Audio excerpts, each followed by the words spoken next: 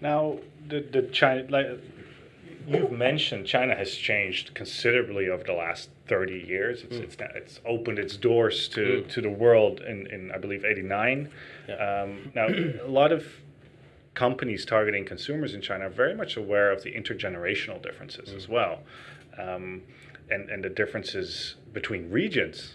Yes. Because China is as diverse as Europe in a way. So can you tell me a little bit about your experiences in that? Well, I mean, the whole East Coast is kind of more ahead than inland and southwest, more up to speed with the rest of the world, particularly Beijing, Shanghai, Shenzhen, Guangzhou areas. The intergenerational thing is very, very interesting. I mean, like in the West, over the space of around maybe 100 years, we had our Industrial Revolution. But in China, this happening within around 30 years or so. What it means is the world has changed so dramatically from grandparents to parents to children, and the gap, the way the amount of change that's occurred just within those 3 generations is almost like maybe 7 generations for us in the West. So children in China are kind of talking to their great grandparents when they're talking to their parents. The parents don't really understand the world the child is growing up in, and this causes a clash, and it's actually a big problem. I do a lot of pro bono mentoring in China, and particularly people in their 20s.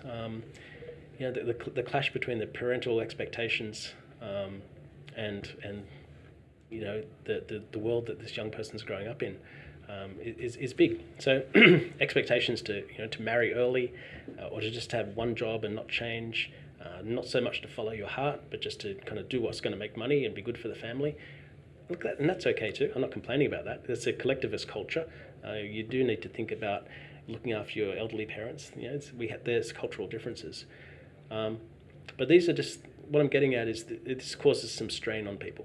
So people need to be able to upwardly manage this relationship with their parents and grandparents, while also moving with the times. And responding to the requirements of their job, and they're developing their own employability in a hyper turbulent market.